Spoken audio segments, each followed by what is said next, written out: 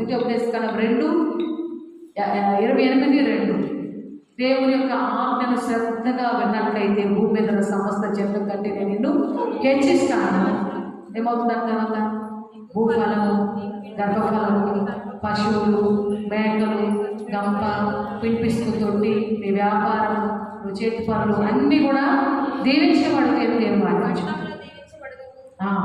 పొలంలో దీవించబడతావు, పట్టణంలో బయటకు వెళ్ళినప్పుడు దీవించబడతావు, లోపలికి వచ్చినప్పుడు దీవించబడతావు. ఎప్పుడు అంటే నువ్వు దేవుని మాట శ్రద్ధగా విన్నావు. నువ్వు దేవుని మాట శ్రద్ధగా అశ్రద్ధగా పనిచేయవాడు శాపగ్రస్తుడు ఉంటాను. దేవుని పని అశ్రద్ధగా చేస్తే ఏమవుతుందో చెప్పండి. వచ్చి దేవుని చదువులో అశ్రద్ధగా ఎక్కడెక్కడో ఆలోచిస్తూ కూర్చున్నాం అనుకో, ఏమవుతుంది? శాపగ్రస్తుడు. దేవుని సన్నిధిలో శ్రద్ధ కలిగి ఉండాలి. దేవుని మాట శ్రద్ధగా వినాలి. ఆ విన్న మాటలు మనము అనుసరించి నడవాలి. అప్పుడు దేవుని ఆశీర్వాదాలు మనము పొందుకుందుకున్నాక ఏమవుతాము? భూఫలము, గర్భఫలము, నీ పొలం పంటలు, నీ పశువుల మేకమందులు అన్నీ దీవించబడతాయి. ఇది అదనేది లేదు. ఇంకా అన్ని విషయాలలో దీవించబడతాం. ఎప్పుడు అంటే నీ దేవుడైన యెహోవా మాటను శ్రద్ధగా వింటావు. నీ భూమి మీద సమస్త జనుల కంటే నిన్ను హెచ్చిస్తాడు. తర్వాత మనము 3వ యోహాను రాసినటువంటి పత్రికలో 1వ అధ్యాయంలో 2వ వచనంలో కూడా ప్రియుడాని ఆత్మ వర్ధిల్లుచున్న కొలది నీవు అన్ని విషయంలో సుఖముగా సౌఖ్యముగా ఉండేదవు. ఇదే స్తోత్రం.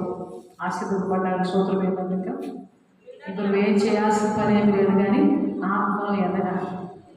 దేవుడిని నమ్మాలి, విశ్వసించాలి, ఆత్మలో ఎదగాలి. ఆత్మలో నువ్వు వర్ధిల్లుతున్న కొలది ఆత్మలో నువ్వు ఎంత వర్ధిల్లుతావో అంత ఆశీర్వాదాలు పొందుకొందువుగాక.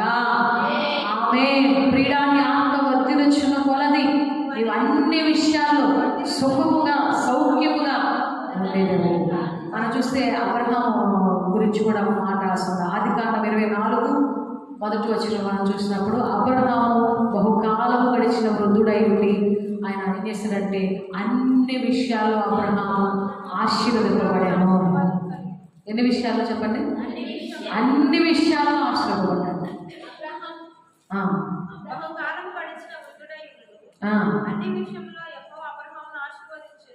అబ్రహామును అన్ని విషయాల్లో ఆశీర్వదించాడు. ఎందుకని అబ్రహాం ఏం చేశాడంట? ఆశీర్వాదం పొందుకోవడానికి ఏం చేశాడు? దేవుడితో సహవాసం చేశాడు. దేవునికి స్నేహితుడిగా మార్చబడ్డాడు. మన సహవాసం ఎక్కడ ఉంటుంది? సహవాసం గురించి ఒకరోజు ఒక మెసేజ్ చెప్తాం. వాటిని మన సహవాసం ఎక్కడో చెప్పండి. మనుషులతో సహవాసం. అబ్రహాం ఎవరితో సహవాసం చేశాడు? దేవుడితో సహవాసం. మన సహవాసం మనుషులతో నలుగురు కూర్చుంటే చాలు. నలుగురు ఆడవాళ్ళు, నలుగురు స్త్రీలు కూర్చుంటే ఇక ముచ్చట్లే తెగవు గుడిపడదు. ఎక్కడి నుంచి ఎక్కడ పోతాయి అంటే లేబర్ నుంచి హైదరాబాద్ పోతాయి, లేకపోతే అమెరికా పోతాయి, లేకపోతే లండన్ కూడా వెళ్ళిపోతాయి. అంతగా వెళ్ళిపోతాయి అనమాట ముచ్చట్లు. ఆ ముచ్చట్లు తెగవు గుడిపడవు అనమాట. ఎంతసేపు చెప్పుకున్నా కూడా తరగవు. కూర్చొని దేవుని చదువు కొద్దిసేపు ప్రార్థన చేసుకోవాలంటే నడుము నొప్పులు, కాలు నొప్పులు, తల నొప్పులు, ఒళ్ళు నొప్పులు, ఎన్ని నొప్పులు వస్తాయో తెలియదు అసలు. ఇక కూర్చొని ముచ్చట్లు చెప్పండి అంటే మాత్రం ఎన్ని గంటలైనా చెప్తారు. అసలు ఇక టైం కూడా తెలియదు అన్నమాట. అప్పుడు రావు నొప్పులు అసలు. ఎందుకంటే సైతాన్ ముచ్చట్లు కదండి. అపవిత్రమైనటువంటి ముసలమ్మ ముచ్చట్లు అని తిమోతి రాసిన పత్రికలో చెప్తాను. ఎలాంటి ముచ్చట్లు అంటే అపవిత్రమైనటువంటి ముసలమ్మ ముచ్చట్లు. అపవిత్ర ఆత్మలు వచ్చి కూర్చుంటాయి అక్కడ. మేము ముచ్చట్లు ఆడుకునేటప్పుడు ఏమొచ్చి కూర్చుంటాయి అంటే అపవిత్ర ఆత్మలు వచ్చి కూర్చుంటే కనుకనే మిమ్మల్ని కొనసాగింపు చేస్తాయి ముచ్చట్లలో. ఇంకా గంటల చెప్పుకోండి. కానీ టైం వేస్ట్ చేసినట్టుగా నా ఒక 10 నిమిషాలు టైం వేస్ట్ చేస్తే ప్రాణం పోయినంత పని అయిందన్నమాట. ఒక 10 నిమిషాలు, ఒక పావు గంట, లేకపోతే ఒక గంట సమయం వేస్ట్ అయిందంటే ఎంత లోపల పరిశుద్ధాత్మ దేవుడు గర్దిస్తూ ఉంటాడు. సమయం వ్యర్థమైపోయినప్పుడు మన సమయాన్ని మన రోజుకి అన్ని గంటలు వ్యర్థం చేసుకుంటున్నాము. ఒకసారి చూద్దాం, అందరూ చూడండి. మన సమయాన్ని ఎంతమంది సమయాన్ని సద్వినియోగం చేసుకుంటున్నాం.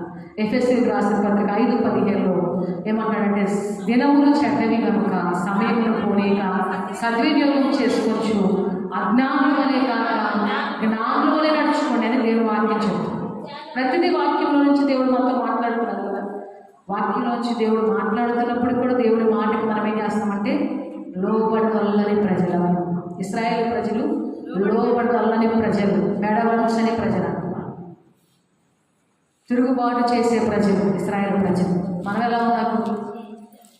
మన వారి వల్లే ఉన్నాం. ఇశ్రాయేలు ప్రజలాగానే ఉన్నాం. మనం కూడా మెడవలసని ప్రజలుగా ఉన్నాం. మనం దేవుని మాటకి లోబడి దేవుని దగ్గర కూర్చొని ప్రార్థన చేసుకోవడానికి సమయం ఏమో, వాక్యం ఉండడానికి సమయం ఏమి, కానీ ముచ్చట్లు కూర్చోడానికి మాత్రం ఎంతసేపు అయినా అపవిత్రమైన ముసలమ్మ ముచ్చట్లు చెప్పుకోవడానికి సమయం ఇస్తాను.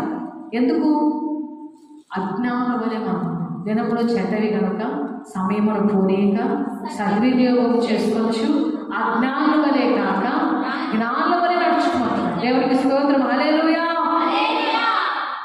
మరి ఆ రీతిగా మనం నడుచుకున్నట్లయితే దేవుని వాక్యానికి మనము లోబడినటువంటి వారమే. లోబడ్డామో లేదు ఆ రీతిగా మనం నడుచుకున్నట్లయితే, సమయాన్ని మనం వ్యర్థం చేయకున్నట్లయితే, దేవుని సన్నిధిలో మనము దేవునికి సమయం ఇచ్చినట్లయితే, దేవుడితో సహవాసం చేసినట్లయితే అన్ని విషయాల్లో దేవుడు మనల్ని దీవించుగాక. అబ్రహాము దేవుడితో సహవాసం చేశాడు కనుక అబ్రహాము దేవుడికి స్నేహితులుగా మార్చబడ్డాడు. స్నేహితులు అయ్యారంటే సహవాసం చేయకుండా అవుతారా? ఎలా అవుతారు చెప్పండి? ఎవరికైనా ఎక్కువ సమయం గడిపితేనే వాళ్ళకి స్నేహితులు అవుతారు.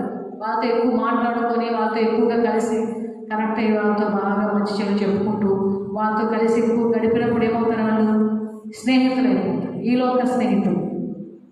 దేవుడితో సహవాసం చేస్తే, దేవుడితో స్నేహితులుగా మార్చబడి దేవుడితో సమయం గడిపితే ఏమవుతుందో చెప్పండి? దేవుడికి స్నేహితులం అయిపోతాం. అబ్రహాం ఒక్కడే దేవుడికి స్నేహితులు కాదు, మనం దేవుడితో సహవాసం చేస్తే మనం కూడా దేవుడికి స్నేహితులమే. దేవుడికి స్తోత్రం, హల్లెలూయా. ఆ దేవుని సహవాసం చేస్తే ఏమవుతారు? వాళ్ళు వీళ్ళవుతారు, వీళ్ళు వాళ్ళు అయిపోతారు. మీరు లోకంలో ఉన్న వాళ్ళతో సహవాసం చేస్తారు అనుకోండి, వాళ్ళు ఏమవుతారు? నువ్వేమైపోతావు అన్నప్పుడు వాళ్ళు లాగా అయిపోతారు. అదే దేవుడితో సహవాసం చేసేవనుకోండి ఏమవుతాం? దేవుని స్వభావం మీదకి వచ్చాం. దేవుని దయగలిగినటువంటి మాటలు, ఆయన పాటలు, ఆయన మాటలు, ఆయన వాక్యాలు నీలో నుంచి పొర్లుకు వస్తూ ఉంటాయి. నువ్వు ఏది మాట్లాడినా దేవుడి వాక్యమే వస్తుంది. దేవుడి యొక్క దయగలిగిన మాటలే వస్తుంది. ఆయన జ్ఞానం కలిగినటువంటి మాటలు. దేవుని వాక్యం వెల్లడేవాడి తోటనే వెలుగు కలుగుతుంది, అవి తెలివి లేని వారికి తెలివిని అనుభవిస్తుంది. అందుకని వాక్యం వెల్లడి అవ్వాలి. మనలో నుంచి ఏమవ్వాలి?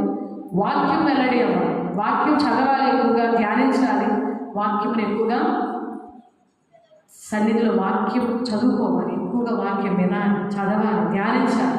అప్పుడేమవుతామంటే మనము దేవుడితో సహవాసం చేస్తాం. వాక్యం అంటే ఎవరు? మా వాక్యం అంటే ఎవరు చెప్పండి? ఎవరు తెలియదు? దేవుడేనా? యేసయ్యనా? వాక్యం అంటే యేసయ్య కాబట్టి వాక్యంతో సహవాసం చేస్తే ఎవరితో చేస్తారు? వాక్యం చదివితే ఎవరితో తెలుసుకున్నారు? వాక్యం చదువుతూ ధ్యానిస్తూ ఉంటే ఎవరితో సహవాసం చేస్తారు? దేవుడితో సహవాసం చేశారు. మరి బైబిల్ గ్రంథం చదివి ఎన్నాళ్ళు అవుతుందా?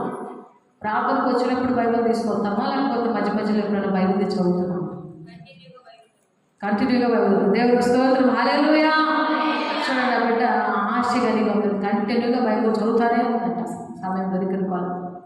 మరి మీరు ఎంతమంది బైబిల్ చదువుకుంటున్నారు? ఆమెకున్న ఆశను బట్టి ఆమె చదువుకుంటారు. మనకేది ఆశ? మనకు ఆశ ఉంటే దేవుడి మీద ఒక ఏదైనా పొందుకోవాలని ఒక ఆశ ఉంటే, పట్టుదల ఉంటే, ఏదైనా ఒక అద్భుతం పొందుకోవాలి దేవుడి దగ్గర నుంచి అని ఉంటే, ఆశతో మనం ఏం చేస్తామంటే దేవుడి గ్రంథం తెలుస్తాం, చదువుతాం, ఆయనతో సహవాసం చేస్తాం, ఆయన ధ్యానిస్తాం, ఆయన గురించి తెలుసుకొని అంత తెలుసుకుంటే మనం అంత పొందుకుంటాం. దేవుడికి స్తోత్రం, హల్లెలూయా. ఆయన ఎన్ని ఏమవుతాయి మనకు వచ్చేస్తాయి. ఆయన స్వభావం అంతా మనకు వచ్చి, ఆయన మంచితనం అంతా మనకు వచ్చి, ఆయన ఆత్మఫలాలన్నీ మనలోకి వచ్చేస్తాయి. దేవుడికి స్తోత్రం, హల్లెలూయా. అలాంటి గొప్ప ధన్యత దేవుడు మనకి కలుగు చేయుగాక. తప్పిక గల వారిపై నీళ్లను, ఎండిన భూమిపైన ప్రవాహ జలములను దేవుడు కుమ్మరించుగాక. నువ్వు దేవుని యందు ఎంత దప్పిక కలిగి ఉంటావో, ఎంత ఆశ కలిగి ఉంటావో అంతగా దేవుడిని నింపునుగాక. విశ్వసించు వారి యొక్క కడుపులో నుండి జీవ జలపు నదులు పొంగి పొర్లి పారునుగాక. ఎవరిలో నుంచి?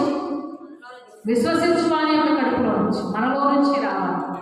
మనం ఎంత విశ్వసించాలంటే ఊరికే కూర్చొని ముచ్చట్లు చెప్పుకుంటే విశ్వాసం, అవిశ్వాసం వస్తుంది. ఏమొస్తుంది మనకి? లోకంలో గడిపితే మనకి అవిశ్వాసమే వచ్చింది. దేవునితో, దేవుని సన్నిధిలో, దేవుని వాక్యంలో, ప్రార్థనలో గడిపితే ఏమొస్తుందంటే విశ్వాసం కలుగుతుంది. దాన్ని బట్టి గొప్ప కార్యములు దాని ద్వారా జరుగుతాయి. దేవునికి స్తోత్రం, హల్లెలూయా. దేవుడి మాటలు దీవించుగాక. ఆమేన్.